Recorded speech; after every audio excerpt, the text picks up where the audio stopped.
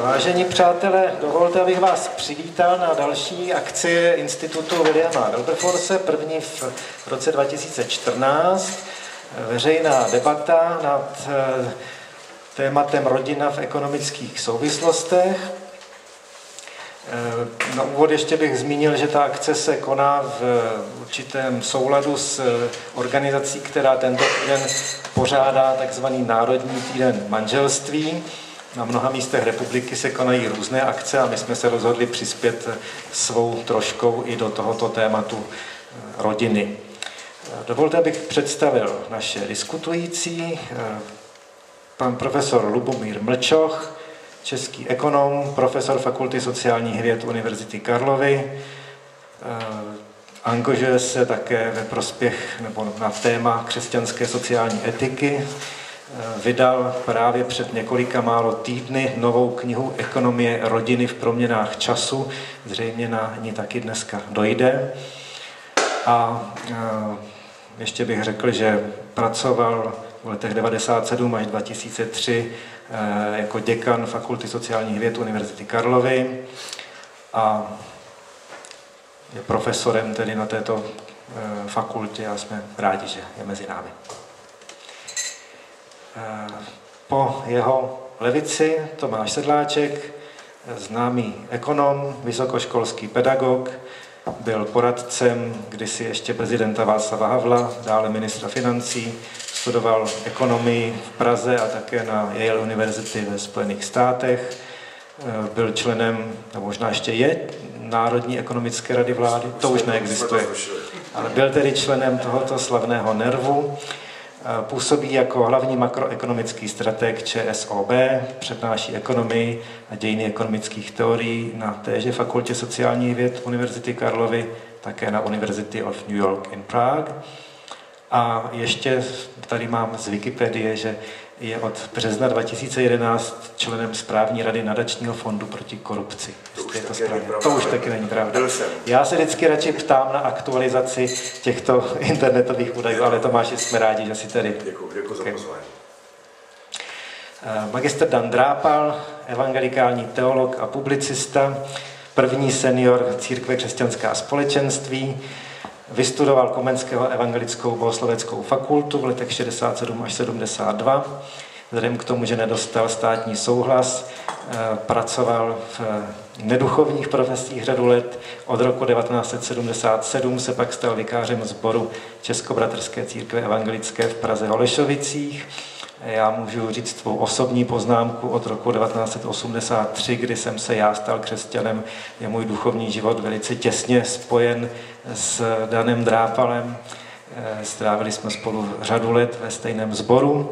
Dan Drápal je také členem KDU-ČSL a dá se říci, že v současné době je teologem a publicistou. Bude zde také hovořit o své nové knize, která také vyšla před Vánocemi s názvem Vztahy, sex a rodina.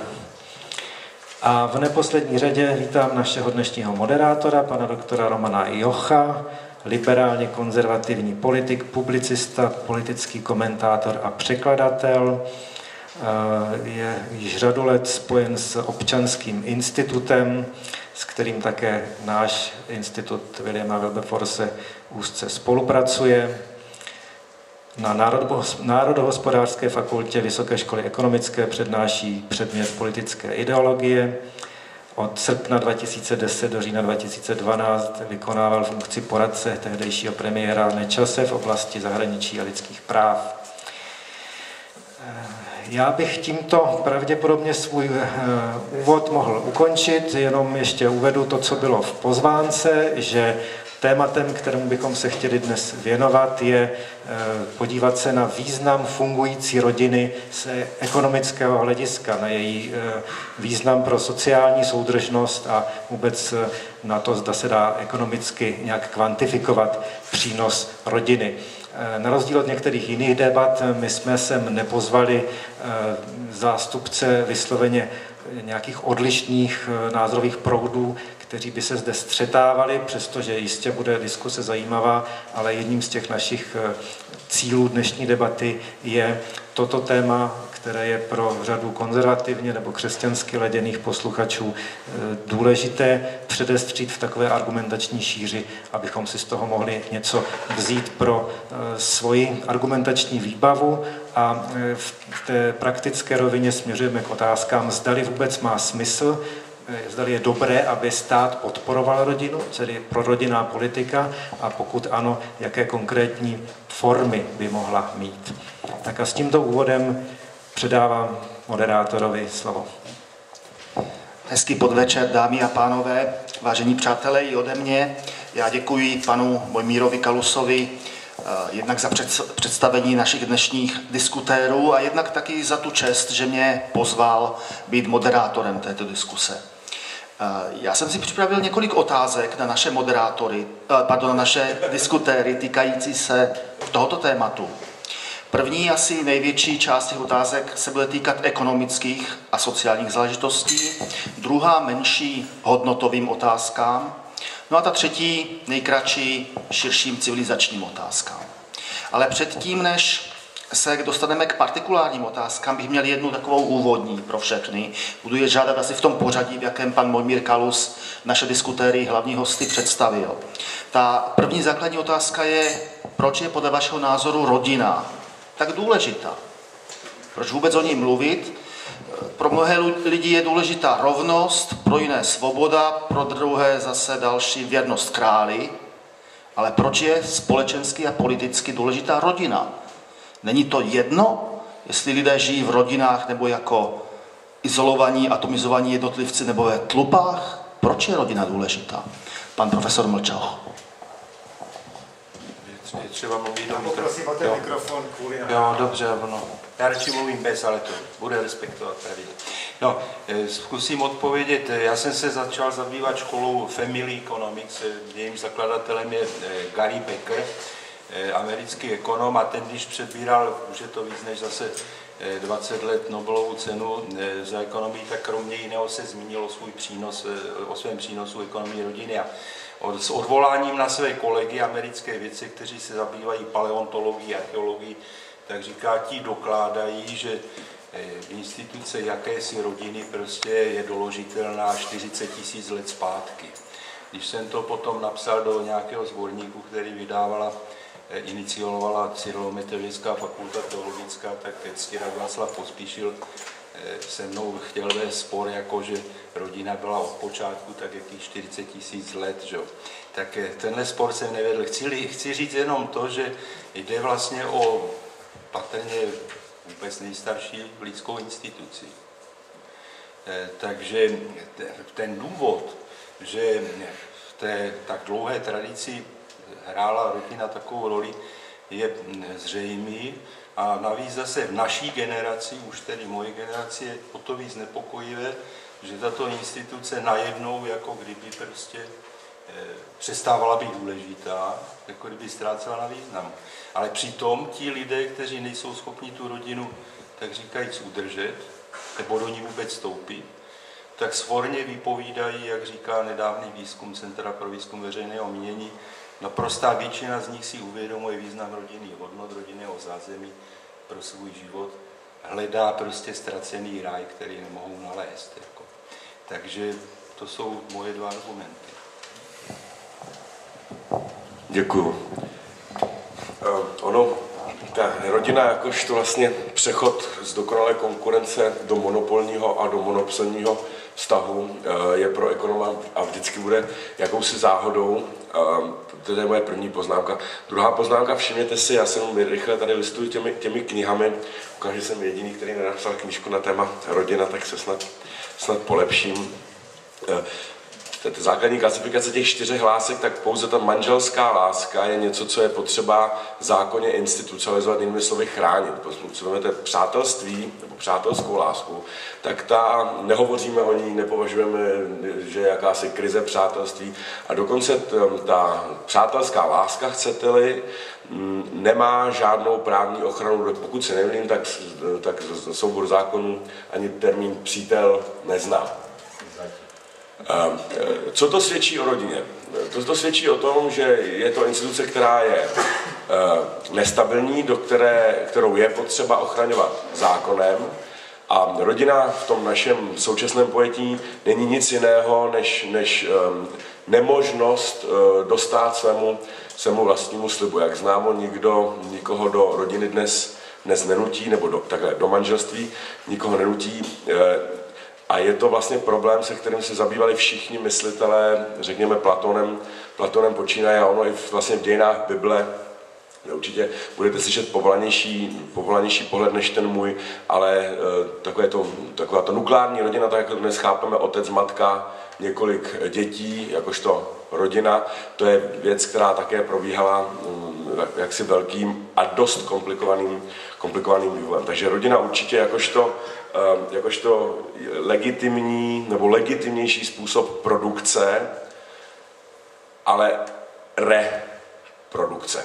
Jo, pro naše ve starém zákoně to znáte, že tam největší požehnání bylo množství dětí.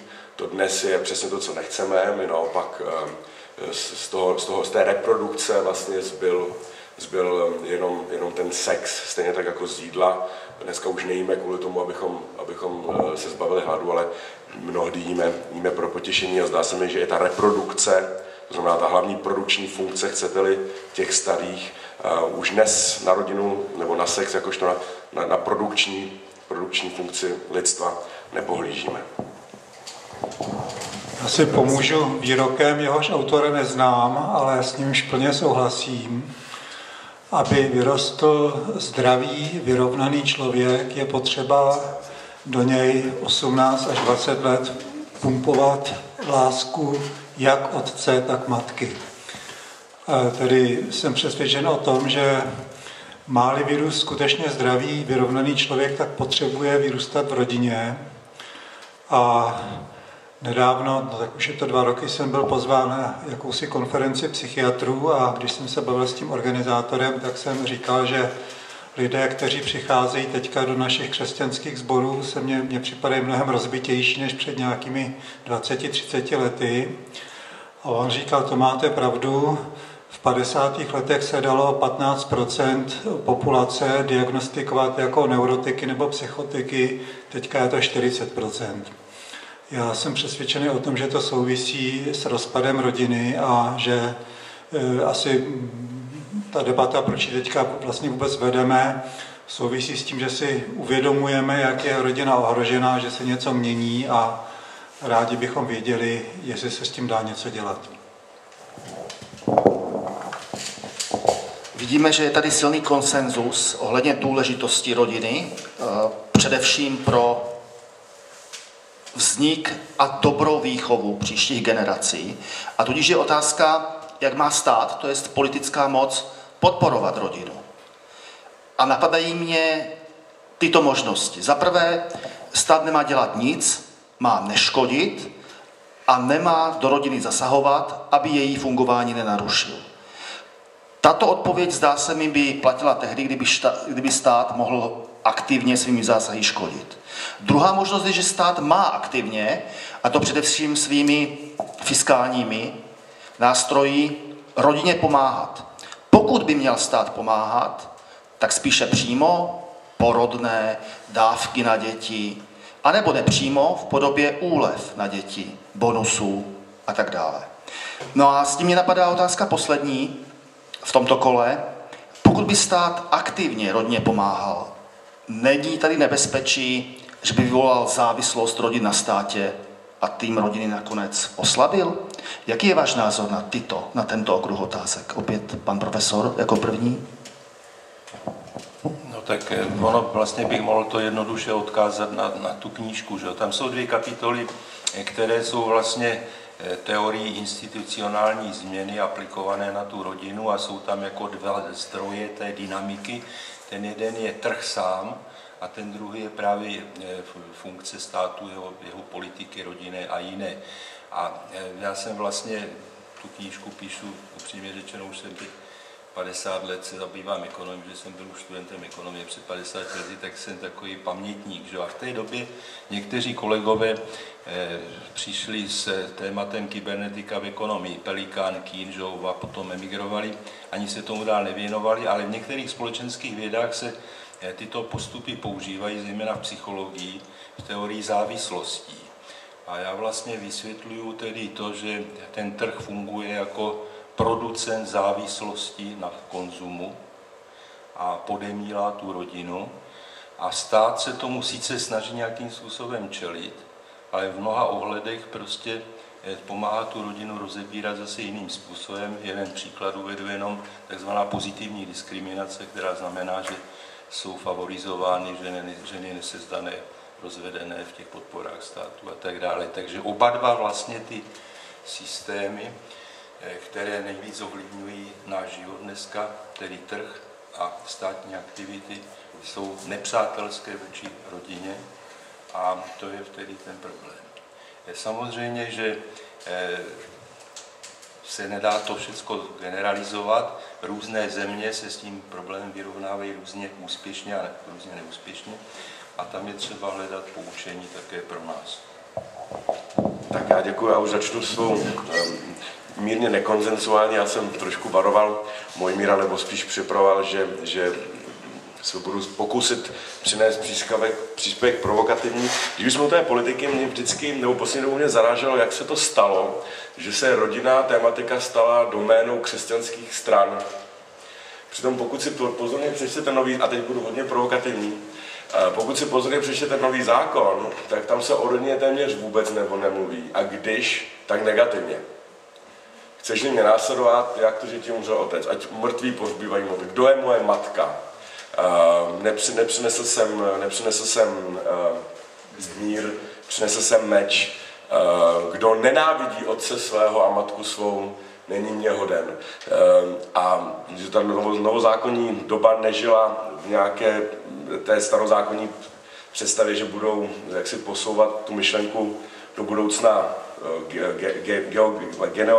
geneticky, řekněme, ale tam vůbec ta problematika té rodiny je zvláštní. Jo. Tam, když si člověk trošku ten nový zákon čte s odstupem, tak tam je téměř jakýsi imperativ milovat vzdáleného, milujte své nepřátelé, je tam ten příklad s tím milostným Samaritánem, ale není tam už žádná výzva miluj své blízké. To se buď to automaticky předpokládá, a nebo je to téma neřešené, což mimochodem mě teď přesouvá vlastně do současnosti, což je taky velice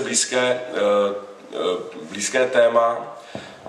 My totiž, nebo jeden způsob, jak číst globalizaci, nebo tu extrémní specializaci, což je taky vlastně problém u rodiny, protože člověk je zvyklý protože vykojen téměř od narození trhem, jinými slovy specializovanými odborníky na každou jednu oblast jednotlivých potřeb, vodou počínaje, perem konče a tak dále. Je tam instituce tisíci specializovaných odborníků. A najednou v manželství vy vlastně od jednoho člověka očekáváte neskutečně nespecializovanou vlastně nabídku, řekněme, vlastností.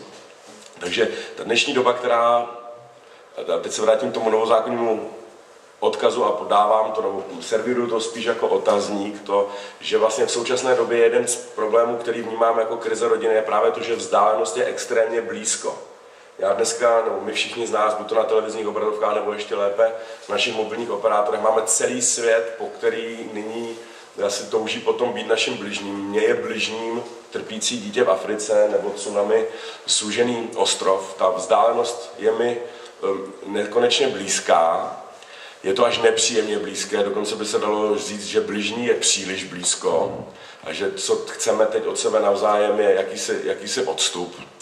Tak otázkou potom je, co se děje s tím skutečně blízkým. Hezky je to vidět na Facebooku a tím bych skončil, kdy moderní komunikační prostředky umožňují člověku udržovat skutečně síť několika set nebo dokonce tisíc friends nebo přátel na Facebooku, ale už málo kdo z nás nějakému příteli napíše psaný dopis.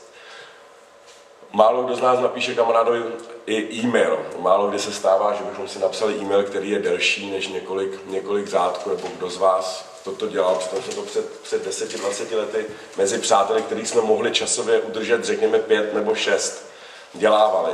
Takže dneska ta vzdálenost, opakuju, není to tak trošku vlastně navázání na to křesťanské téma, milovat to, co je nepravděpodobné, to, co je vzdálené, A otazníkem se tedy stává, co se stává s tím skutečným blízkým. Hrozně hezky je to vystiženo v jedné písničce od Hair z toho muzikálu, kterou tuším, že naše generace bude dobře znát. How about people who care about strangers, but what about a friend in need? Jo, to je taková výtka té vlastně matky od toho Bergera, to je hlavní postavy toho muzikálu, který dělá revoluce proti válce ve Vietnamu a tak dále, ale vlastně svým vlastní ženu se svým vlastním dítětem opustila. Ona se tam velice hořce stěžuje, že staráš se o člověka, kterýho si v životě neviděl, léčíš nemoce afrických dětí, ale kde se poděla skutečná blízkost? Tak já mám pocit, bych se vrátil k tomu, co říkal Roman na začátku, že skutečně péče o rodinu je, dá se říct, doménou křesťanských stran. Myslím si, že z toho, co říkal Tomáš, platí to, že Ježíš neříká, že rodina je úplně nejvyšší hodnota. Na druhé straně není to tak, že nový zákon by byl nějak jako protirodinný nebo málo prorodinný. V tom mám proti Tomášovi výhodu, že jsem tu Bibli četl asi častěji už profesionálně, taková slova jako kdo se nestará o svou rodinu je horší než nevěřící a potom spousta těch pokynů, jak se mají chovat rodiče k dětem a děti k rodičům, to tam je taky. A hlavně jde o to, že Ježíš nějak nezpochybňuje starý zákon, kde o té rodině je toho opravdu hodně. A to, že to křesťanství znamenalo velké posílení rodin, o tom svědčí dějiny, protože příchod křesťanství znamenal, nebo vítězství křesťanství znamenalo třeba konec takových fenoménů, jako je odkládání nechtěných dětí na ulici, aby je sežrali psy, což bylo prostě v Římě zcela běžné, a kde prostě se o tu rodinu pečovalo. Ale vrátím se ještě k té původní otázce, co ten stát s tou rodinou. Já mám za to, že v současné situaci je především třeba reflektovat to, co už se stalo. Já udělám trošku už teďka propagaci té své knížce Vztahy, sex, rodina, protože tam popisuju a tam mám ty statistické doklady, jak vlastně v Americe, když začali podporovat ty svobodné matky, jak to mělo přesně opačný efekt, než zamýšleli. Oni jim chtěli pomoci, protože byli znevýhodněné, ale v podstatě vzali jak těm otcům, tak těm matkám motivaci vstupovat do manželství a přijímat odpovědnost za rodinu. A výsledkem je teď, že v té afroamerické komunitě chudší samozřejmě se asi 70% dětí rodí mimo manželství a vyrůstá v neúplných rodinách, což má podle mě naprosto devastující účinky na tu komunitu. A to už není teďka otázka rasismu, ale to už je otázka prostě důsledků určité politiky, která naštěstí už byla zrušena, protože po několika desetiletích jeho trvání stát prostě uznal, že ta politika znamenala pravý opak toho, že prostě místo, aby řešila ten problém, tak ho prostě přitížila. Nechci tím říct, že by stát neměl dělat žádnou prorodinnou politiku. Já mám za to, že určité věci by dělat měl, ale ty už tady byly jaký zmíněny. Měl by především tu rodinu chránit. Měl by ovšem vyhodnocovat to své snažení, ale především všichni lidé by si měli uvědomit, že k čemu tady dochází právě v té nevěrecké společnosti, dochází ke snaze nahradit otce státem. Prostě když otec opustí nebo neplatí alimenty, tak aby to platil prostě ten stát. To je jenom jeden příklad, těch příkladů je mnohem více, který by se dali uvést. To se nikdy nemůže podařit, ale tam, kde... A zajímavé je, že prostě zvláště nízkopříjmoví muži těm to vyhovuje. Prostě že třeba jedna z takových zajímavých věcí, které jsem zjistil při zkoumání těch statistik, že pokud jde o vysokoškolačky, tak 64% dětí se rodí v rodinách. Ačkoliv ty vysokoškolačky teoreticky zastávají ideologii, že svobodná matka vychová dítě stejně jako v manželství, Zatímco u žen, které mají pouze základní vzdělání, pouze 6% dětí se rodí v rodinách, ačkoliv tyto ženy říkají, že by se rády vdaly. Jenže nemají za koho, protože těm mužům vyhovuje, že ten stát je nahradil, že oni nemusí mít žádnou odpovědnost. Můžu ještě? Jasně souhlasím, ale já jsem tím chtěl ukázat, že to není, vezměte si, co píše Pavel o rodině. Je lepší se neženit. Jo, ta Bible není, v tomhle tom nepřijde mi, že to je úplně jednoznačný. Právě proto mě překvapuje, že zrovna z rodiny se stalo takový jakoby křesťanský téma. Tím, že budeme rodinu chránit, zároveň přiznáváme, že je slabá, že je to něco, co potřebuje pomoct. A tak to jenom na doplnění.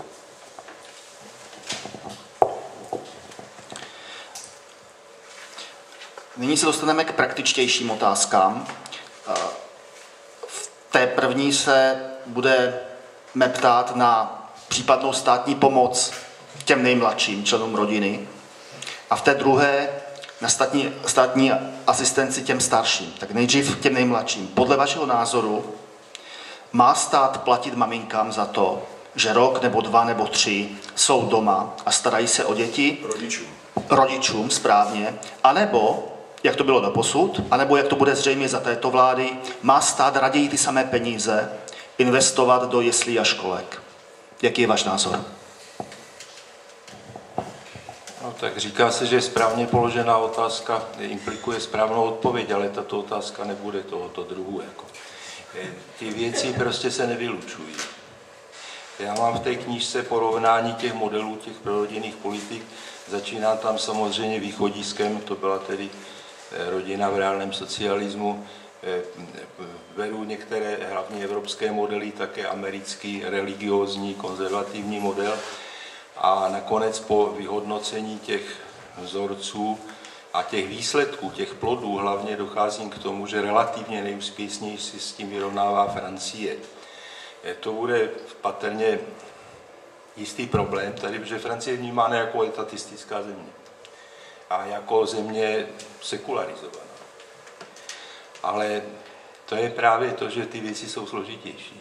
Francie ve 20. letech byla také předmětem zájmu křesťanského sociologa Bedřicha Vaška. Ten napsal Rodina 20.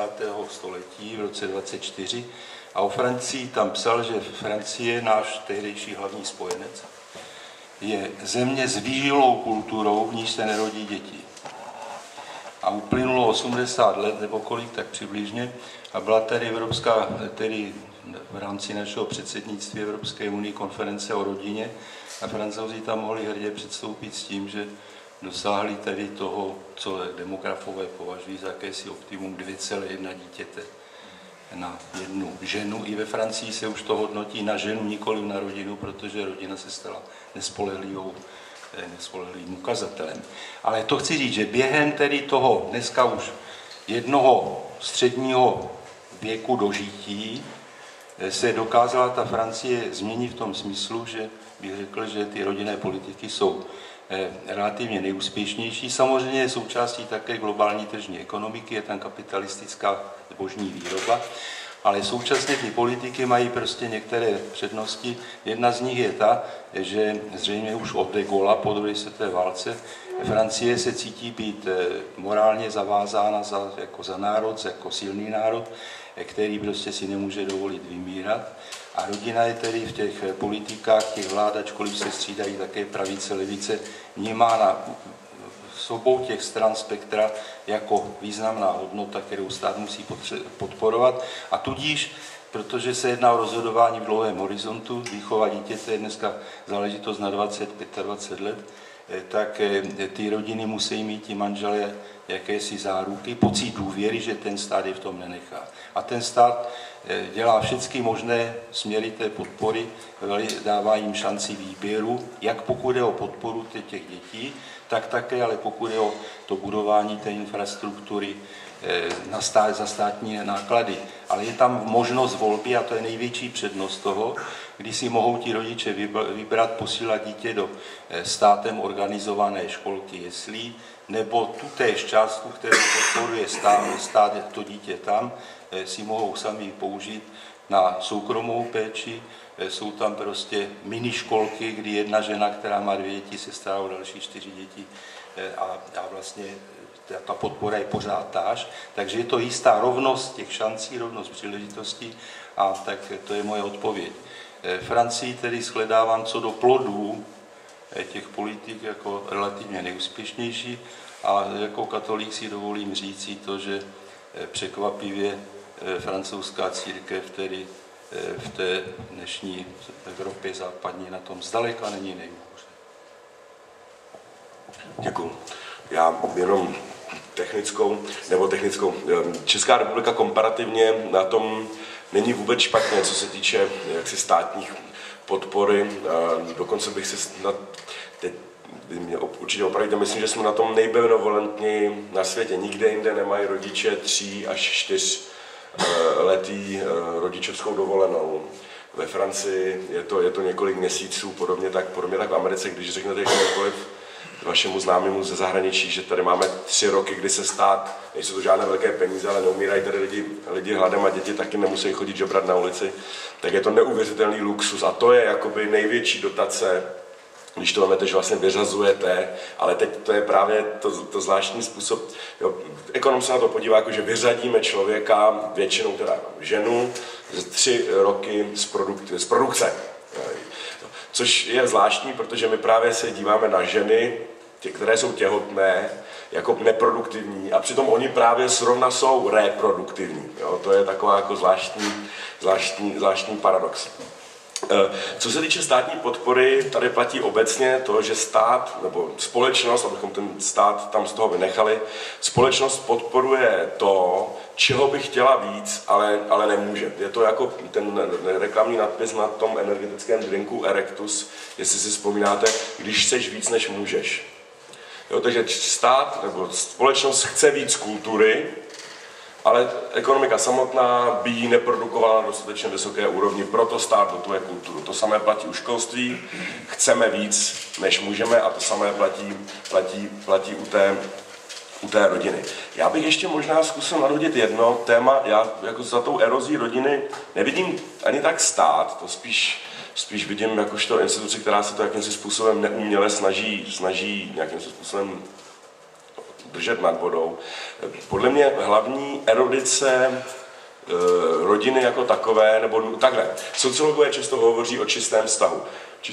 Čistý vztah je něco, kde spolu jsou 2 lidi, aniž by k tomu měli jakékoliv ekonomické nebo existenciální důvody. To se také musíme uvědomit, že z tohoto hlediska díky bohu, já bych řekl, ale pro mnohé to není dobrá zpráva, žena dnes nepotřebuje muže k tomu, aby se sama ekonomicky i se svými dětmi užívala. To je historicky možná snad, ne-li poprvé, tak v takto širokém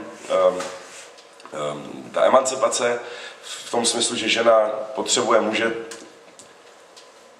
ale není to nutný, je vlastně pokládá nový nárok na rodinu, protože rodina předtím byla zejména ekonomicko-sociální instituce a rodina byla povinnost. Zejména i v té Bibli to vlastně čtete, že dneska vlastně nebereme rodinu jakožto něco příjemného, něco, na co platíme, ale je to vlastně zdroj povinnosti a zdroj výčitek. Mimochodem, pokud se podíváte na drtivou většinu současných filmů, ať už je to hollywoodská produkce nebo jakákoliv jiná, tak tam tématem drtivou většinou těchto filmů se prolíná téma výčitky otce z toho, že nemá dost času na své dítě, většinou je to tedy syn. A když jsme u těch novodobých mýtů, většina hrdinů, ať už řecké tradice, ale dokonce i té hebrejské tradice, právě vyrůstala v nefunkčních rodinách, Mojžíšem počínaje až po hrdiny řeckých legend. Ale co jsem chtěl říct, teda, tam nevidím jako hlavní příčinou rozpadu té rodiny, nevidím stát, ale vlastně taková dost nepravděpodobná věc, jako je úroková sazba. Vůbec existence úroku, či dnešní společnost funguje tak, že člověk vydělá, má nejvíc peněz, a to neplatí pro Českou republiku, ale pro celou naši západní civilizaci, nejvíc peněz vyděláváte ke konci své kariéry, ale nejvíc peněz potřebujete na začátku dospělosti. Jinými slovy, když vám 25, 6, když zakládáte rodinu, když si kupujete byt, když si kupujete auto, když si kupujete výbavu, když si pořizujete, když použiju to ošklivé ekonomické slovo, když si pořizujete děti. A ta dnešní společnost právě díky úrokové míře nám dovoluje přesunovat ty naše budoucí peníze do současnosti. Takže už nemusíme bydlet s rodiči, jo, neberme tu rodinu jenom jako nukleární, ale já dneska nemusím bydlet s rodiči, což zase můžeme brát jako výhodu i nevýhodu, právě kvůli tomu, že existuje instituce, která se jmenuje hypotéky a já bydlím v bytě, který není můj a bude můj, až mi bude 50. Kdyby neexistovaly hypotéky, tak já se do tohoto bytu budu moct nastěhovat v těch 50 letech, až jakoby naspořím. Já můžu jezdit autem, které není moje. Říká se tomu leasing. A tak dále, a tak dále. Takže tady bych viděl, jestli někde, tak tady bych viděl erozi té imperativní části rodiny. Já sám to považuji za dobrou zprávu, že se lidi nemusí, pokud nechtějí, ani žena, ani muž, se nemusí brát protože je to ekonomicky nutné. Takže ta rodina nebo ten vztah byl osvobozen, můžeme to říct vlastně kladně, ale chápu, že bych raději volil neutrální slovo, byl osvobozen od imperativu ekonomické nutnosti tu rodinu zakládat nebo držet. Tak to je taky potřeba mít na vědomí, když srovnáváme ty staré rodiny s těmi současnými. Já bych se vrátil nejdřív k tomu, co říkal tady Luboš Mlčach. Mě na té knížce, na těch statistikách Luboši trošku vadí, že tam není zohledněn, jaký podíl na té vysoké fertilitě ve Francii má těch 5 milionů muslimů, kteří tam žijou. A jestli by ta statistika přece neukazovala něco jiného. To je první poznámka, kterou k tomu mám. Druhá poznámka. Ve Švédsku ta fertilita je taky relativně vysoká, ne tak vysoká jako ve Francii, ale vyšší než v průměru EU. Jenže ve Švédsku pouze 10% dětí vyroste v normální rodině. Prostě 90% dětí vyroste buď to v rodině, která se rozpadne během svého trvání, anebo která vůbec nevznikla, kde jako ty děti mají svobodné matky. K té Francii ještě bych se vrátil. Otázka je, jestli je to v té Francii udržitelné. Já teda predikuji Francii ekonomický kolaps v dohledné době. A jedním z těch důvodů je právě ta snaha zachovat různé prostě ty benefity v situacích, kdy ta země prostě na to už z různých důvodů nemá.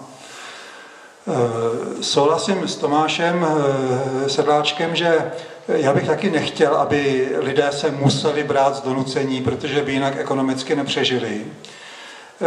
Možná je to skutečně dobře z hlediska božího, že prostě my musíme mít k tomu uzavření toho manželství jiný důvod než ten ekonomický. Ale domnívám se, že ten emocionální důvod tady pořád je. Prostě vracím se k tomu, co jsem řekl na začátku. Prostě, aby vyrostl zdravý, vyrovnaný člověk, potřebuje jak otce, tak matku po celou dobu prostě svého dětství, svého dospívání. Samozřejmě, že nějak přežije, i když mu to není dáno, ale pak se nedivme různým všelijakým patogenním prostě jevům ve společnosti a nedivme se také, že třeba to taky dokládám v té knize, jsem našel ty statistiky, třeba v takovém norském Oslu 75% lidí žije o samotě. 75% lidí. Za to prostě od nejmenších dětí po ty nejstarší. Jo? To znamená, my můžeme kritizovat Itálii, kde prostě ty mladí lidé žijou do 30 prostě v rodičovském domě, ale mně se zdá, že ta demontáž rodiny znamená vlastně, že ty lidé se vůbec nenaučí spolu vycházet a spolu prostě nějak být spolu. A já to nevidím jako přednost, já to vidím jako ztrátu.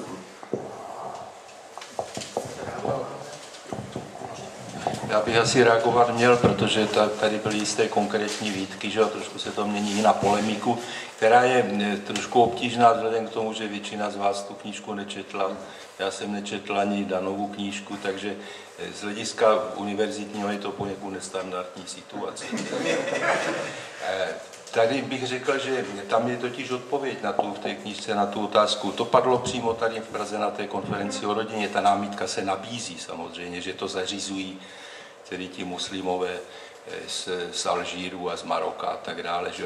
Tak na to oni měli hned připravenou odpověď. Pokud je o tu první generaci těch přistěhovalců, tak ta údajně způsobuje jenom tu 1/10, zatím 2,1. Oni už neměří potom jak je to schováním vzorci těch dalších generací. Že? Ale co je rozhodně pravda, je to, že platí srovnání se sousedním Německem, kde zase mají Turky. Turci mají také více dětí a bohužel Německu to nepomůže. Také bych chtěl vyvrátit jisté chýry tady Tomášovi, pokud je o tu štědrost českého státu. Jedna věc je délka té dovolené a tak dále, ovšem ty výdaje jsou daleko komplexnější. Takže když se veme souhrn těch údajů, tak jsou země evropské, které dávají na podporu rodiny 3,5% z hrubého domácího produktu. My dáváme tak zhruba třetinu této částky. Pokud je o Německo a Francii, je to zajímavý model na srovnání.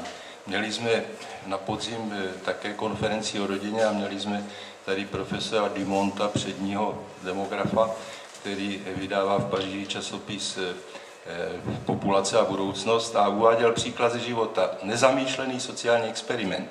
Sársko po válce připadlo vítězné Francii na úkor Německa, ačkoliv populace tam byla větší části Německa, ale protože se pak směřovali, tak bylo dovoleno referendum ke konci 50. let a obyvatelé se rozhodli přistoupit, přešli do Německa. Sársko bylo připojeno Německu. V 50. letech fungovala francouzská rodinná politika, v 60. letech německá. Po nějakém zpoždění se výsledek dostavil. Mají německou populaci, tedy nízkou. Takže prostě ty věci se dají vlastně tímto způsobem nezamýšleným experimentem i doložit. No, takže zase jistý posun, který tady vnímám, jisté to ideové napětí i mezi námi křesťany, že prostě já tam nehoruju pro skandinávský model, vůbec ne. Že? A v té Francii to není zas tak zle, jako v té Skandinávii s těmi dětmi mimo manželství a tak dále. No a co je ale hlavně důležité, takže vlastně tady, když debatujeme o těch záležitostech, tak jsme součástí vlastně jedné kultury, která podléhá prostě změně antropologie v podstatě člověka. Jisté věci, které kdysi byly tak samozřejmé, že je nebylo třeba ani dávat do náboženských knih, jakože že se mají rodiče starat o dítě, tak dneska nejsou zdaleka samozřejmé. Prostě. Profesor Kenneth Arrow, který ještě žije, mu přes 90 let a v roce 2006 ještě byl v Římě na konferenci, tak říkal, zřejmě tam dávali do toho sestavovali to písmo jenom ty závazky dětí vůči rodičům, protože ty závazky rodičů vůči dětem považovali za tak samozřejmé, že je tam nepotřebovali dávat, tedy u starých Izraelitů samozřejmě. No, dneska prostě už je to jinak, žijeme v jiném kulturním kontextu a o ten se zasloužila ne primárně stát, ten je až druhotný. Primárně se o to zasloužila agresivní kultura biznisu a autorem té hypotézy je ku podivu rodák u nás Josef Schumpeter, Žid narozený v Třešti, který prostě napsal po útěku před Hitlerem v Americe ve 40. letech knihu Kapitalismus, socialismus, demokracie a tam, jak jistě Tomáš, který učí dějiny ekonomických teorií ví, tak tam prostě říká, že prorokuje úpadek měšťanské společnosti a zdroj toho úpadku je v krizi měšťanské rodiny, která, jak tehdy prorokoval, ačkoliv ještě nebyly tady ani záruky společnosti blahobytu, bude podléhat stále pestřejší, nákavější nabídce, v níž to dítě neobstojí. Prostě byl to jako příslušník židovského národa prorok. Prorok ne falešný, prorok, který viděl daleko do budoucnosti a ta budoucnost se už začala naplňovat krátce po jeho smrti. Takže prostě tomu je třeba čelit a to, že ten stát to dělá způsobem, který zrovna není nejlepší, to je samozřejmě pravda, to plně podepisuju. Ale tady byla taky řeč o tom, jak je to s těmi nevzdělanými, nekvalifikovanými matkami, ženami a tak dále. Všechny tyhle ty společnosti, Skandinávie, kam se podíváte, Anglie, liberální rodinná politika, platí jednoznačná korelace. Čím vyšší vzdělání matek, tím nižší porodnost. Tato společnost vědění, která si chce říkat společnost vědění, programově degeneruje, pokud existuje nějaká dědičnost. Já jsem jenom chtěl takovou, jestli můžu, úplně trošku z jiného soudku, ale ne, tak tady padlo ta samota. Dan to tady říkal. Já se, když čtu Bibli, tak se ji snažím číst tak, aby mi tam vyskakovaly věci, které nikomu nebo který jsem považuji za nový. A to téma té samoty, vlastně pojďme se podívat na první rodinu, když už jsme teda v takto křesťanském kruhu, tak si to snad můžeme dovolit, aniž bychom tím někoho tady nudili, ale první pár, asi ne manželský, ale první pár byl Adam a Eva. My máme tendenci to období v ráji hodnotit idylicky, ale v ráji se nenarodilo podle všeho žádný dítě, za prvý. Za druhý, my jako křesťané máme taky všechno tendenci házet na sebe a všechno zlo a negativní věci máme tendenci považovat, že nastala až po pádu. Ale pokud si člověk právě tu počáteční kapitoly knihy Genesis přečte, tak už tam i před samotným pádem cítí jakousi zvláštní patinu, a to kvůli tomu, že Bůh stvořil Adama. Adam byl, jak známo, bez hříchu, chodil v zahradě Edenské, ještě neměl žádný psychologický problémy, žádný oedipovský komplexy a tak dále. Ale po několika málo větách se dozvídáme, že je tam jakýsi error, že Adam se cítil sám. Jinými slovy, před tom pocit, který si ty popsal u těch 70% populace, tak to vlastně první emoce, pokud se nepletu, první zaznamenaná emoce lidského stvoření podle příběhu Genesis je pocit samoty, který Bůh nekritizuje. Já kdybych si stvořil něco, my nevíme, proč Bůh Adama stvořil, ale pravděpodobně s ním chtěl mít nějaký vztah. A najednou Adam má pocit, že je sám, takže něco se nepovedlo. A aspoň v tom druhém příběhu o stvoření, žena je stvořená až jako jakýsi ad hoc. Jo, takže klidně se to dá číst tak, že člověk měl být jenom jeden. Jo, to je taky, takže to je moje první poznámka. Takže už před pádem existoval, abych řekl, existenciální pocit samoty, který měl čerstvě stvořený člověk ještě dávno předtím, než okusil z plodu poznání dobrého a zlého. A z tohoto důvodu, podle toho druhého příběhu, teprve byla stvořena žena. A ještě jednu věc bych tomu chtěl říct. Máme tendenci, nebo většina teologů, co jsem čte stvoření Evy, jakožto primárně čte v kontextu stvoření ženy. A na co mnoho teologů zapomíná, je, že vlastně tam šlo o stvoření druhého člověka. Že tam najednou začala dynamika dvou lidí mezi sebou, teď na chviličku přeskočíme, jestli to byl muž nebo jaký byl jejich pohlaví, ale že najednou do toho obrazu byl instalován další člověk a ta harmonie tam byla taky zvláštní, protože všimněte si, že Eva jedla ten plod poznání dobrého a zlého taky, když byla sama. Takže to téma sama, teď můžeme jenom spekulovat, jestli Bůh se taky necítil trošku sám, když tvořil, ale to už asi příliš velká spekulace. Ale jenom jsem chtěl trošku, jak bych to řekl, postavit tu debatu o té samotě do jiného světla, že, vlastně už se opakuju, že to byl první emoce, kterou stvořený člověk cítil. Vaše technická poznámka, tam se nemluví o samotě. Tam je řečeno, že se nenalezla pomoc jemu rovná. Ne, Adam byl sám.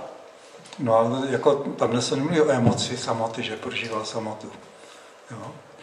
Jo, máš pravdu v tom, že jsou dva příběhy o stvoření, to je dobře židovský a dobře to odpovídá skutečnosti. První příběh je takový dobrý, že jo, prostě Bůh stvoří, je to dobré, stvoří prostě svět, je to dobré, pak stvoří člověka, je to dokonce velmi dobré. To je jeden pohled na skutečnost, pak je ten druhá kapitola Geneze, prostě Bůh stvoří všechno, něco tomu chybí, tak stvoří Adama, pořád tomu něco chybí, tak stvoří ženu a hrozný průšvih.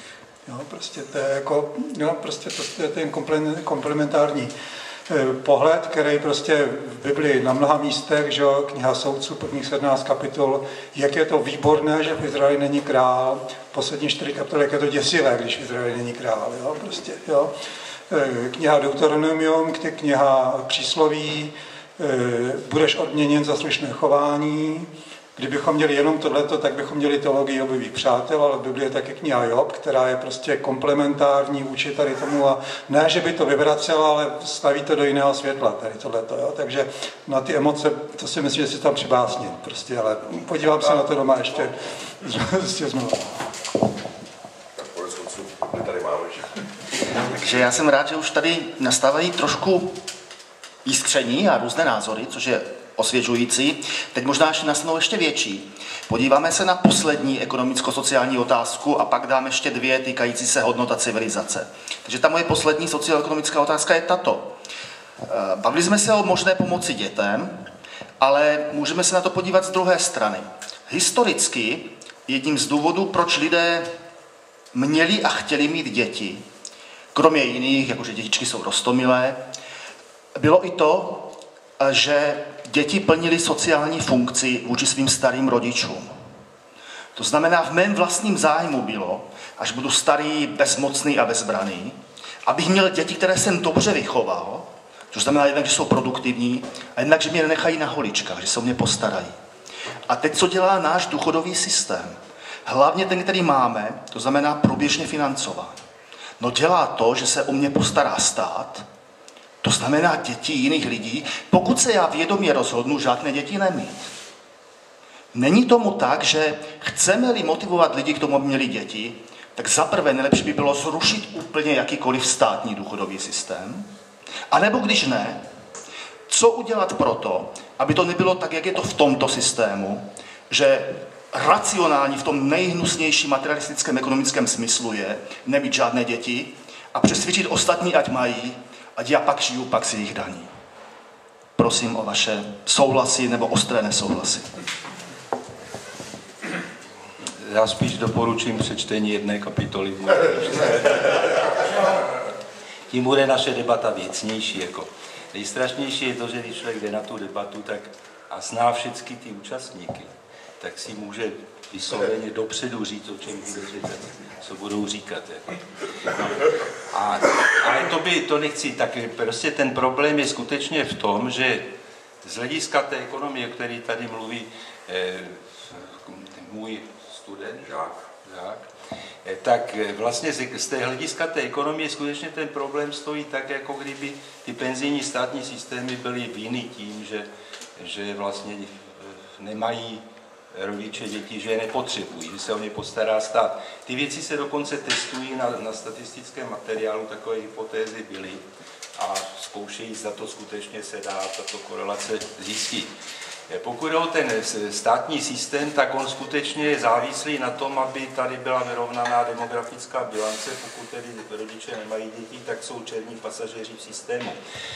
Tady se potom hledá východisko v tom soukromém zajišťování se na stáří v penzijních fondech a to tam právě vyvracím jako, bohužel, tedy pro bankovní sektor, jako hypotézu, která také neplatí. Prostě tam, kde není vyrovnaná demografická bilance, tak ani soukromé penzijní systémy nebudou fungovat. Prostě představa společnosti vymírajících penzistů, rentiérů je bizarní. A kromě toho, kdyby to nestroskotalo ekonomicky, jakože to nutně musí ztroskotat za celkem modelově přijatelných předpokladů, tak tam zůstává ten problém, že to není věc minulosti. Prostě mít dobře vychované děti, které se o nás na stáří postarají, zůstává dál v platnosti jako nejspolehlivější záruka zajištění stáří. Bez toho se o nás nikdo nepostará. Ani bankéři, ani politici. Já bych chtěl další takový, nevím, kdo to řekl, je to taky celkem chytrý, ale nemluvím to česky. It takes a whole village to bring up a child. Jo, prostě vychovat dítě. Jo, tak, na to potřebujete celou vesnici. A je právě u těch systémů Jo, dneska nemáme, taky mimochodem zajímavý, že starým lidem dneska říkáme důchodci, což myslím, že v žádných jiných jazycích se nedělá.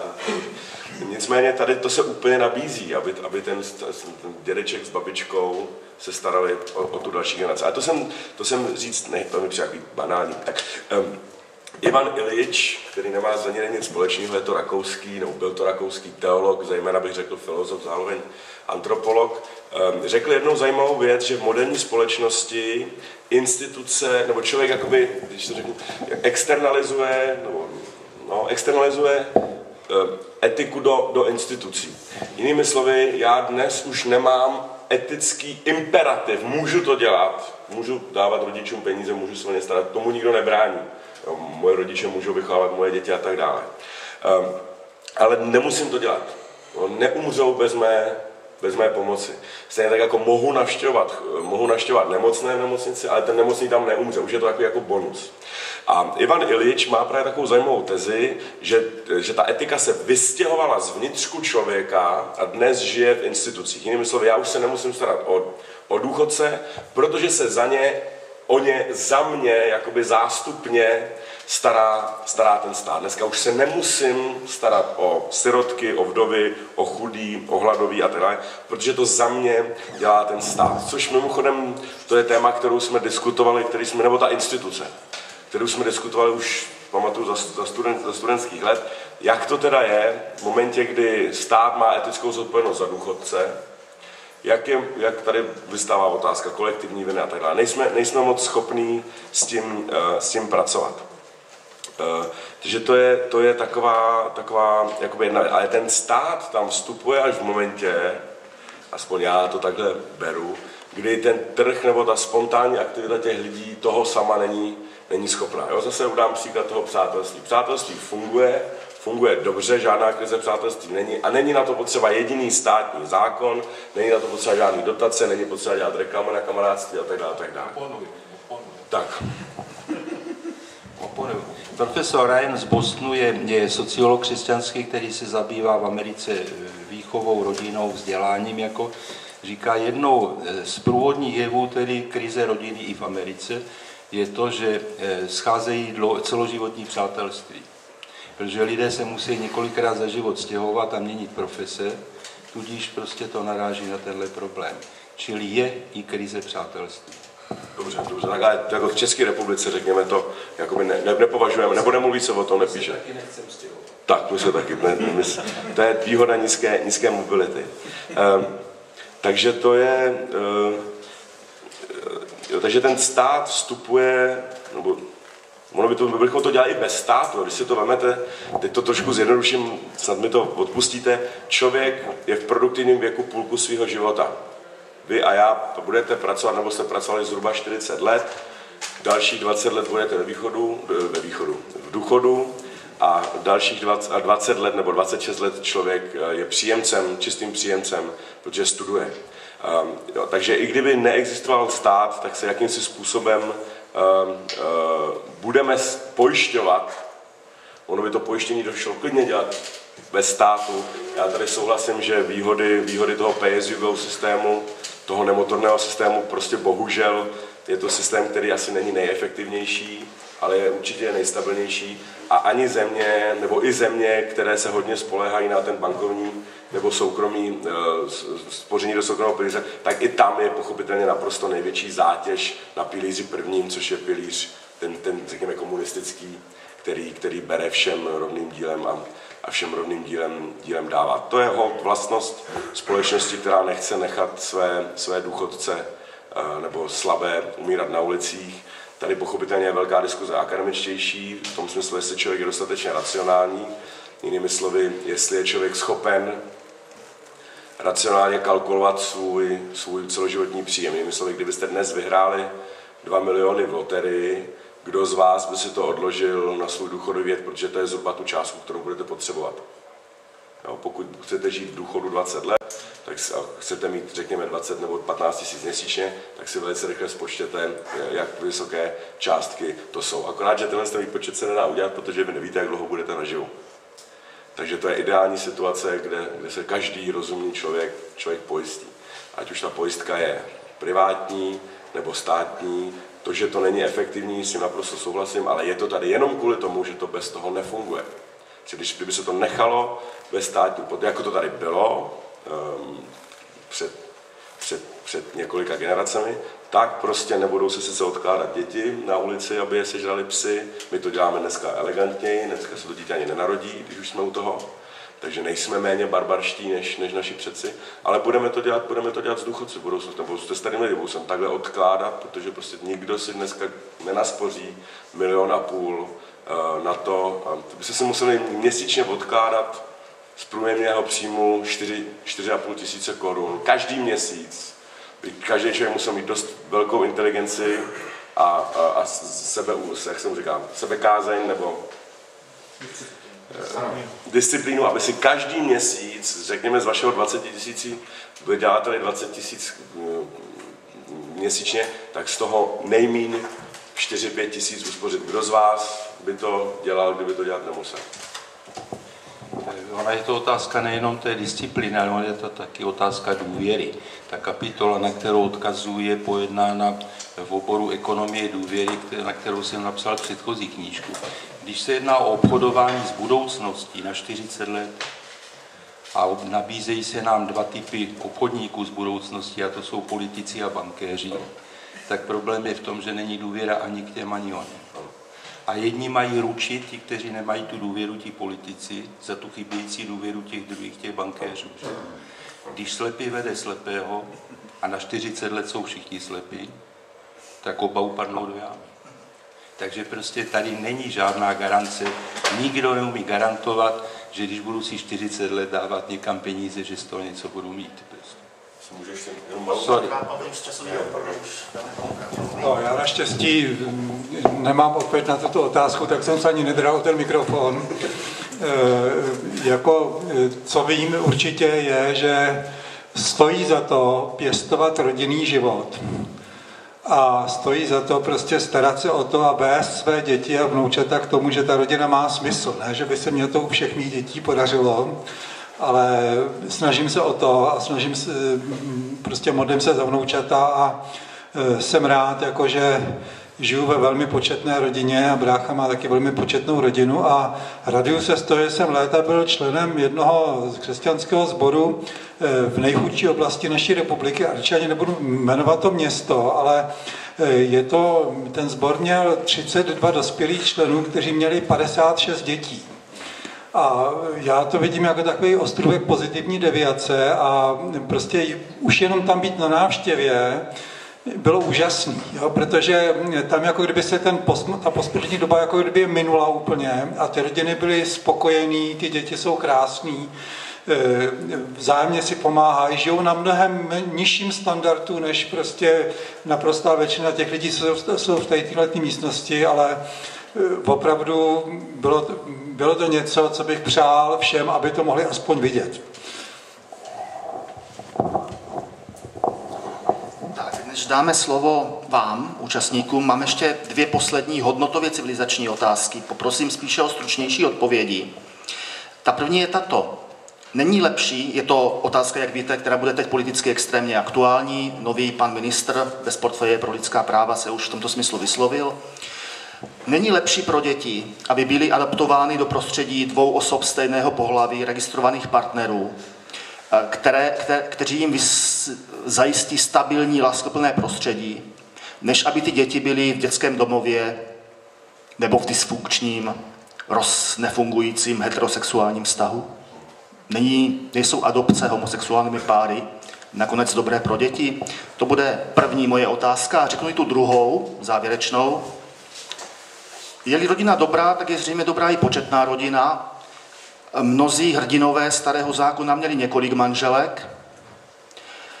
A když lidé chtějí být takhle pospolu a chtějí registraci, ať už partnerskou nebo manželskou, jak my můžeme našim spoluobčanům, kteří nejsou křesťanští, jsou například moslimští nebo mormonští, nebo liberálně hippisáčtí, kteří chtějí se registrovat v počtu 1 muž a 4 ženy, nebo 2 muži a 13 žen, nebo v jakémkoliv jiném, jaké máme jim právo říci ne?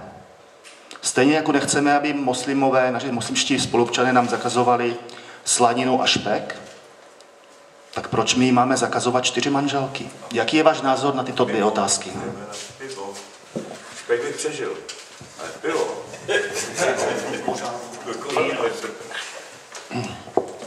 Také já zase v té knížce mám jistý odkaz na konferenci, která se konala v Indii a vyšel z toho monografické číslo časopisu, takže jsou tam i odkazy na tyto jiné vzdálenější kultury a rodina, která tam je trošku jinak pojatá. Ale pokud jde o tady ty problémy homosexuálních párů, adopce, jako je to prostě problém, který je, abych tak řekl, z obou stran toho sporu vlastně vyzvedán jako prapor k boji, ačkoliv je to zcela nevýznamná záležitost. Těch případů je tak málo, že mediální pozornost tomu věnovaná je naprosto nepřiměřená. Mě osobně to netrápí. Fakt je, že i ta Francie prostě teď za posledního socialistického prezidenta, to vám dávám za pravdu, poklesla tak hluboko, že se tím zabývá tedy. Ale zase bych řekl, taková bouře odporu, která se tam zvedla v této uvozovkách ateistické zemi, nevím, v které jiné evropské zemi, včetně těch, kterým se říká katolické a tak dále, by se zvedl takový odpor. Takže prostě to svědčí pro mě o zdraví té společnosti, relativním zdraví. A pokud jde o ty muslimy a tak dále, tak ani to si netroufám posuzovat. Samozřejmě nějakým způsobem, pokud sem přišli a chceme respektovat jejich náboženské svobody a k ním patří polygamie, tak patrně bychom to měli respektovat. Já mám velice podobný názor, takže na otázku, to myslím poprvé odpovím, pokud má dítě možnost vyrůstat v homosexuální rodině, která splňuje všechny kritéria, tak budu radši, nebo sám bych si to přál, než v dětském domovu, tak radši budu vyrůstat s rodičemi, který prostě jsou stejného pohlaví. Byť to asi není ideální, to tady nikdo netvrdí. Ale ono totiž paradoxně bychom se na tu touhu homosexuálních párů zakládat manželský svazek měli taky dívat trošku jako lichotku. To je přece neskutečná lichotka institutu manželství. Já jsem si vždycky ptal sám sebe, proč chtějí být manželé. Proč prostě nežijou tak jako půlka heterosexuálů na hromádce, když je do toho nikdo nenutí a naopak kolik energie a vlastně i si tím vyprovokovali dost negativních reakcí, co to bylo za jakoby cost-benefit analýzu. Takže to svědčí, že ta hodnota manželství tam jakási je, paradoxně, byť to není moc intuitivní, tak právě u těch homosexuálních párů, kteří o toto posvěcené de facto, nebo státem, nebo církví uznané svazek mají zájem, tak paradoxně je to vlastně, že tu hodnotu té věrnosti nebo manželství uznávají. Polygamie. Souhlasím, pokud někdo z jiné víry chce žít polygamně, nechci, tak žije. Zase si trošku rejpnu. Všimněte si, jak hluboká teologická diskuze se na stránkách Nového zákona provozuje, co se týče jezení různých pokrmů a různých zvířat. Jsou desítky stránek, které teda jako zjevení, které Pavel musel dostat, aby bylo vlastně přerušen tenkrát se tomu košer, dneska bychom řekli. A ještě víc energie je na stránkách Nového zákona věnováno tématu, které je dnes úplně irelevantní, a to totiž obřízka. Polygamy a monogamy, zase mě opravte, se tam nevěnuje jediné slovo. Tam je, že by kněz měl být, jestli se neplatí, že kněz měl být jedné ženy muž, a tím to hasne. No, takže u kněze to taky možná znamená, že kdo kněz není, tak monogamní být nemusí. Co tím chci říct je, a podobně se to stalo ze sobotou a z nedělí. Jo, to znamená jedno z první praktické přikázání, 4. přikázání šábesu, se najednou z ničeho nic, bez jakékoliv teologické diskuze, nebo diskurzu bychom dneska řekli, posunulo ze soboty na neděli, anebo dneska už je to vlastně libovolný den. A ani to se vlastně moc nedodržuje. No, takže kdybychom měli přistupovat tak, jako přistupujeme k přikázání šábesu, k ostatním přikázáním, tak by to zhruba vypadalo takto. Nesmilný, ale když je atraktivní, tak je to v pořádku. Nepracuj o šábesu, ale když máš hodně práce, tak můžeš. A nebo si vyber nějaký jiný den, anebo si nemusí. Jo? To je ten liberalismus, neskutečně nekonečný liberalismus, se kterým my jsme přistoupili k šábesu, že o tom třeba vůbec nemluvíme. A že jsme si vybrali jedno miniaturní téma, který se na stránkách Nového zákona vyskytuje si 6krát nebo 4krát, tak je to moc. Ve starém zákoně tuším 2krát nebo 3krát se řeší homosexualita. Zlomek toho, kolikrát se řeší prohřešky proti šábesu. Jenom abychom si uvědomili, jak hrozně sexualizovaná ta naše doba je, že my jdeme jak kachna, nebo jak se říká, slepice po flusu, po těchto těch jakoby sexuální záležitostech. Takže zase shrnuju, je prazvláštní, jak málo teologické argumentace na stránkách Nového zákona, anebo jakékoliv jiné teologické literatury se věnuje přechodu z polygamie, která ve starém zákoně byla naprosto běžná, do současné monogamie. To je jenom věc, kterou musí každého člověka přeci zarazit. Já na tu první otázku si dovolím odpovědět vtipem. Já vtipkuji v kázání. Jo? Na tu otázku, jestli je lepší ten dětský domov nebo ty dva homosexuálové. Jo? Hádá se Františkán s Dominikánem, jestli se smí jestli se prostě křesťan může modlit a kouřit dohromady. A jako, možná to znáte, tak mi to odpustíte, prostě nakonec se rozhodnu, že se obrátí na svatého otce a tak nejdřív s ním mluví Dominikán, pardon, ne, to byl Františkán a jezuita. Františkán a pak jezuita. A pak se zase sejdou a Františkán říká, tak vidíš, jako já jsem měl pravdu, když nemůžeš prostě se modlit a přitom kouřit. A jezuita říká, no počkej, jako mě jasně potvrdil, jako, že to jde dohromady. Jo. A vy jezuiti na vás, vy jste tak prohláný, s váma se nedá mluvit. Prostě.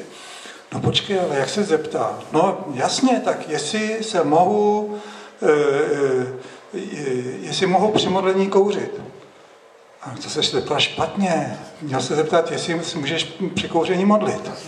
No. A co tím chci říct, jako je to dilema neexistující, to tady Luboš Mlčel řekl právem, těch lidí je relativně málo.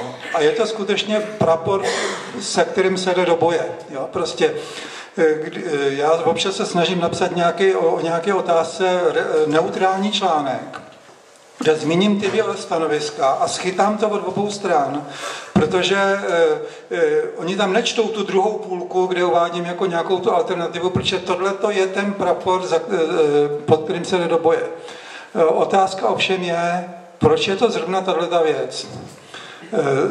Jenom poznámka k tomu, co říkal tady Tomáš o tom, že o té obřízce a té polygamii. Ano, máš pravdu, ale ta obřízka, nebo ty spory o ty čistý, nečistý jídla tam nejsou vedený, nejsou v Bibli podle mě, protože zrovna tady ta otázka by byla důležitá, ale důležitá je ta forma toho řešení.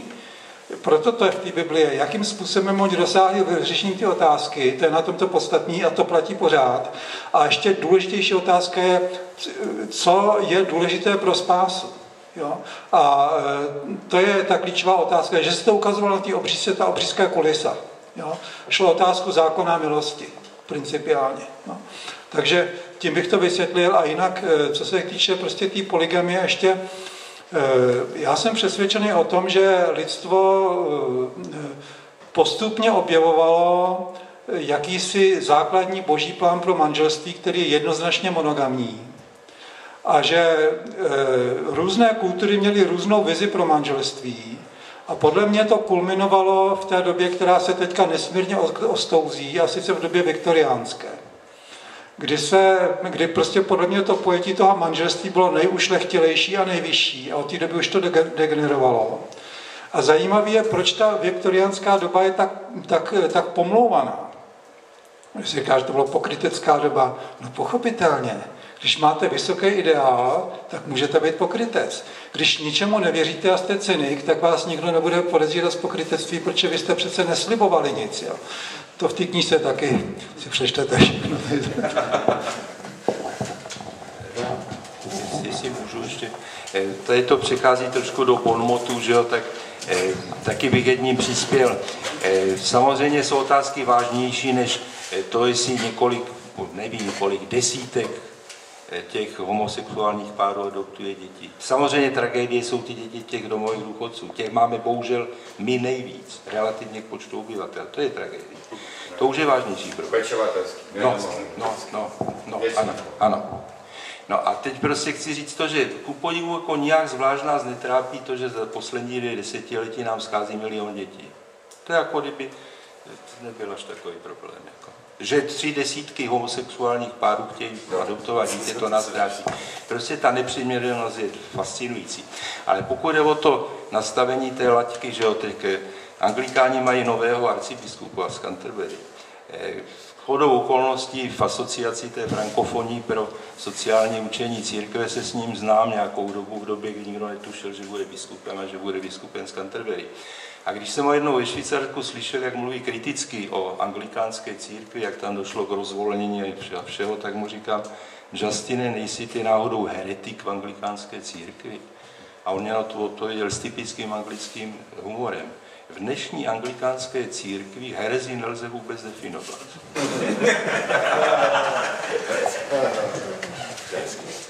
Takže díky moc, pánové, za vaše odpovědi a trpělivost s mými otázkami. A nyní nejvyšší čas pro vaše otázky k jakémukoliv z témat, které jsme probírali, nebo k jakémukoliv jinému, týkajícímu se rodiny ovšem.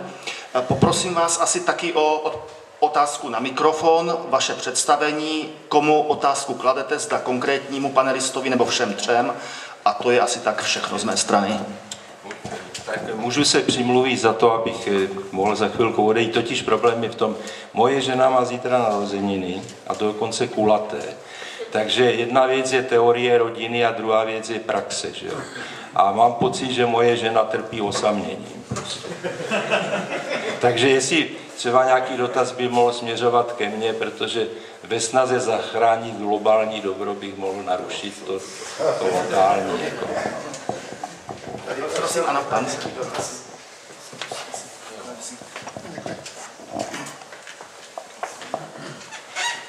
Jmenuji se Ivo Pata a spolupracuji s CESES. Tady pan profesor mě zná, aspoň se známe jaksi na dálku. Já bych měl 3 poznámky. Jedna je tady k panu Sedláčkovi v tom smyslu, že souhlasím plně s tím, co říkal o homosexuálech a o dětech v rodinách homosexuálů. Sám jsem k tomu napsal článek homosexuálové, já se vám divím. Ale tam se právě vyčíslil jak ty finanční, tak ty další nároky, které ta výchova dítěte dneska má a představuje. A proto se jim tedy divím, že něco takového vůbec chtějí. A ještě mám dvě poznámky tady k panu profesorovi. Já jsem to dostal ale písemně, tak to je samozřejmě na univerzitní úrovni tím pádem. Jako odkazy na konkrétní stránky, já na to taky písemně můžu odpovědět. Teď je otázka, co z toho chcete řešit tady? Ne, z toho nic. To je jenom čistě pro vás. Řešit nebudeme, to jsou připomínky. Technickou poznámku, my jsme poměrně ve velké časové tísni, čili já bych poprosil stručnou otázku, 1 až 2 věty, aby došlo ještě aspoň na jednoho dalšího člověka. Děkuji. Já bych chtěl především tady je stále o důchodech. Je potřeba definovat, co to vlastně je starobní důchod. Starobní důchod jsou dividendy z investic do výchovy dětí. A to doslova, jak to říkám. Vůbec tady většina lidí se stále ještě myslí, že odvodem na sociální pojištění si investují do svého vlastního důchodu. Není to ani náhodou pravda, investují do důchodu svých rodičů. A s tím souvisí ještě druhá věc, černé pasažérství. To černé pasažérství, jak o něm mluvil už Rusnok třeba, tak to není černé pasažérství, ale je tmavo-šedé, když to vezmu v té černobílé stupnici. A sice, když to vyčíslím, tak z těch 2 milionů korun, které zhruba každý důchodce v průměru pobere, než zemře, tak ti bezdětní dají do toho prvního důchodového pilíře zhruba 20%. To znamená 400 000 a poberou z něj 5krát tolik. Když máme pak 3 děti, já si říkám teďka to, co je podstatné, to není vlastně otázka. Promiňte. Když máme pak 3 děti, tak to už je v podstatě ekonomická katastrofa pro ty rodiče, protože dali daleko víc do toho prvního důchodového pilíře, investovali teda formou investice do výchovy dětí, než kolik z něj poberou. A právě ti bezdětní poberou 5násobek a ty s jedním dítětem poberou skoro 3násobek toho, co tam dali. Oni tam dali totiž vlastně část těch daní které se jaksi přetvoří na tu výchovu těch druhých. Teď si rozumíme, poprosím, jestli teda máte nějaký komentář, protože asi ta myšlenka je vám známa. Já se omlouvám, že opravdu budu potřebovat odejít, tak ale na to bych stručně odpověděl. Skutečně ta kritika toho průběžného systému, jaký tady zazněla, je někdy neúplně korektní. Samozřejmě ten systém jde parametry navrhnout tak, aby ten počet těch dětí tam byl zohledněn. Podobně ta míra solidarity v tom systému je také věc parametrů. To, že bylo to rovnostářství nastaveno u nás tak, jak bylo, že to museli ústavní soud zpochybnit, to je jiná věc, ale není to zdaleko nutné. Čili prostě obě tyto věci jsou odstranitelné v průběžném systému. A vzhledem k tomu, že ani ten systém postavený na těch soukromých penzijních fondech není zajistitelný bez vyrovnané demografické bilance, tak není žádný zvláštní důvod prostě tuto otázku brát jako otázku zásadní. Co je zásadní, je třeba napravit demografickou bilanci. Čím dříve, tím lépe. Už teď je pozdě. Jinak přeju dobrou noc.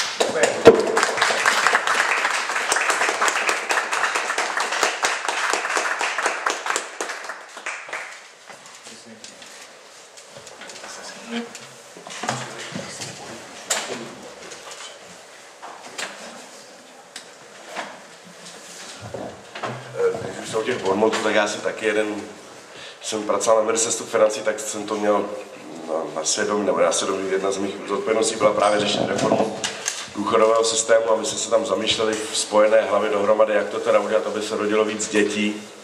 A já jsem v ten moment upozorňoval na to, že každé dítě je potenciální důchodce. A ten problém, který máme dneska, je právě z jakéhosi sociálního inženýrství našeho předchůdce, že nám sem poslal před 60 lety demografický šok. A v momentě, kdy my si teď vyrobíme, já nevím, jakési děti toto desetiletí a udělá to zub, tak posíláme zase problém do budoucna, který budou muset řešit za 60 let. Já proti průběžnému systému nejsem, to, že je neefektivní, to je všeobecně známé, to, že je nespravedlivý, to je taky všeobecně známo, ale je to furt lepší než systém, který by nic takového neměla. Žádná vyspělá země, nebo takhle, každá vyspělá země má jakýsi důchodový systém. Můj odchod se začíná měnit na odchod na protest. Tak všechno je v pořádku. Prosím další dotaz. Skutečně dotaz. Máme ještě... Ano, prosím, pojďte.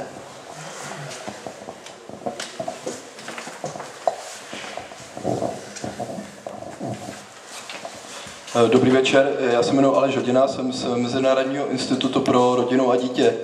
Já bych měl takovou otázku k zamyšlení k tomu, co tady bylo řečeno v úvodu, že dnes v podstatě rodina je tématem do značné míry křesťanským.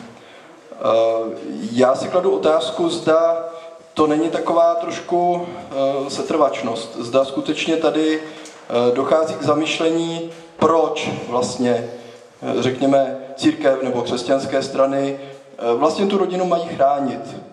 Proč ta rodina je vlastně dobrá? Protože třeba je skutečně tím zázemím pro dítě, protože se tam uchovávají vztahy vlastně k dvěma nejbližším osobám, otci a matce, k dalšímu příbuzenstvu z obou stran a tak dále. Já si tu otázku kladu protože mám pocit, že církev se občas omezuje na to, říkat je dobře, když je rodina a když se rodina rozpadne, je to špatně a dál nás to nezajímá. A bohužel dneska je situace taková, že ty rodiny se rozpadají, to bohužel musíme vzít jako smutný fakt zhruba v 50% případů. A najednou co s těmi dětmi?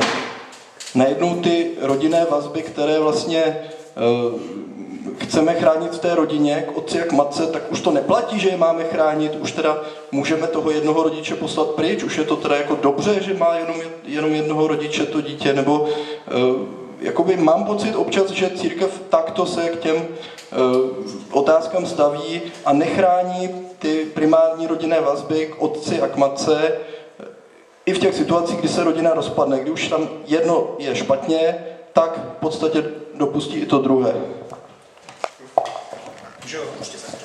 Já si myslím, že nemáte dobré informace. Já jsem dělal pastora 27 let a manželské problémy byly to nejčastější, čemu jsem se musel věnovat. A myslím si, že nejenom ta naše církev, ale že řada církví to reflektuje a snaží se s tím něco dělat a jako nějak se těm lidem věnuje. A to je naprosto standardní věc, kdy se snažíme, když už k tomu rozpadu manželství dojde, nabádat oba ty rodiče, aby nepřipravovali to dítě od toho druhého. Jo. Jedna z nejúspěšnějších takových akcí pro šíření křesťanství jsou tzv. Kurzy Alfa, které vznikly v anglikánské církvi, tedy Holy Trinity v Londýně. Možná jste o tom slyšeli. A na ten základní kurz, který se týká vůbec základu víry, mohou navazovat další kurzy.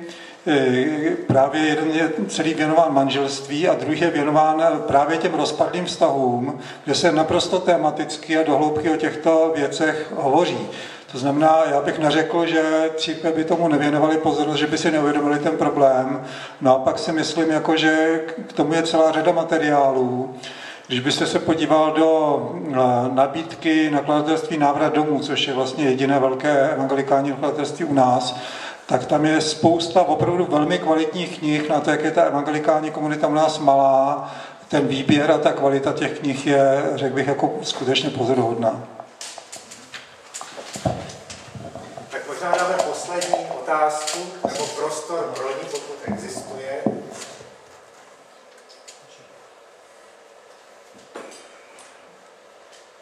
Zdá se, že jsme odpověděli, jsme to vyřešili. Můžu teda ještě té otázce homosexuálů, tak napadá jedna taková drobná otázka.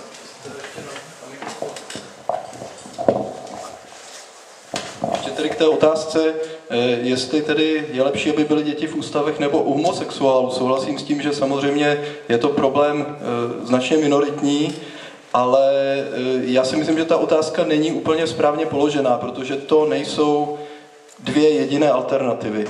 Já si myslím, že ti, kdo tu otázku přesně takhle pokládají, ji možná někdy pokládají s určitým cílem a tam je potřeba si uvědomit to, že samozřejmě těch alternativ je mnohem víc a lepších. To znamená, aby dítě bylo například u pěstounské rodiny nebo bylo adoptováno, ale primárně, aby to dítě vůbec se do takové situace nedostalo. To znamená, aby se podpořilo to, že děti budou zůstávat ve svých vlastních rodinách a vůbec se nemuselo řešit adopce homosexuály, heterosexuály, kýmkoliv, nebo ústavy. Teda, jestli můžu, neberte to ode mě špatně, ale budu citovat Václava Klause, byť ho bytostně nesnáším ho moc dobře. Také se jednou na diskuzi ptali, proč to ještě tenkrát, no to je jedno, to bylo dávno. Ptal se student, říkal, prosím nás, nebylo by lepší, kdyby Česká republika místo kulatiny a nerostných bohatství vyvážela high-tech a informační technologie a tak dále, a tak dále. A Václav Klaus se na něj podíval a zeptal se, kolik skočíte do vejšky.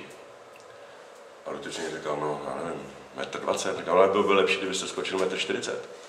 No, to je zhruba, asi ano, kdyby nebyly rozpadly rodiny, tak tady neřešíme adopci rodin, souhlasím. Ale jako, žijeme v tom světě, ve kterém žijeme a je potřeba se nad tím rozpadem rodin dle mého soudu zamyslet jináč než nad tím láteři a říkat si, že by bylo lepší, kdyby se ty rodiny rozpadaly, protože se evidentně rozpadají. My jediné, co můžeme udělat, je zamyslet se nad tím, jestli ten náš model rodiny je jediný možný a tak dále, proč se to děje a tak, ale nemá cenu podle mého soudu se snažit tvářit, že ten problém není. Ten problém prostě je v momentě, kdy to dítě má tohle dilema, nebo ta společnost to dilema řeší a to dilema se řeší, to není nic vymyšleného. Zase souhlasím si, že to je vyumělkovaný problém. Nevím, do jaký míry křesťany vyumělkovaný problém. To je věc, kterou vlastně netuším, do jaký míry tu hysterii kolem homosexuálů vytvořila církev nebo křesťané, do jaké míry je to xenofobie obecná mezi prostě lidmi zažitá. Ale je to každopádně neskutečná ztráta energie ve srovnání s skutečnými problémy, které bychom měli řešit. Tak jo, tak dámy a pánové, děkuji našim panelistům především za jejich odpovědi a v neposlední řadě děkuji vám za váš zájem a vaši účast. No a samozřejmě nejvíce děkuji Institutu Williama Wilberforce za uspořádání této diskuse a budeme se těšit na ty diskuse další. Předávám slovo panu Kalusovi. Tak já opět se připojím k tomu děkování. Možná někteří z vás jste byli zklamáni, protože jste neslyšeli to, co už si dávno myslíte a chtěli jste si to potvrdit. Tak v takovém případě vám musím říci, že právě k tomu Institut Williama Wilberforce tady chce být, aby navrtával naše zavedené představy a názory, nenutně vyvrátil, ale aby nás donutil přemýšlet. A aby se pokusil různými cestami při různých tématech zprostředkovat rozhovor. Protože máme pocit, teď trošku odbíhám do jiné oblasti, že právě umění, schopnost spolu hovořit a spolu nesouhlasit a vzájemně argumentovat je něco, co se z této společnosti vytrácí spolu s její rostoucí atomizací a my bychom rádi se pokusili přispět k návratu tohoto umění do veřejného diskurzu. Takže to je jako jeden z cílů, které máme. Tato debata by byla nahrávána, jak jste viděli, takže bude k dispozici také na internetu. Budu rád, když navštívíte občas naše stránky a podíváte se i na další plány, které máme. A teď tedy tím děkuji Danu Drápalovi, Tomáši Sedláčkovi i Romanu Jochovi za jejich dnešní výkon. Děkuji.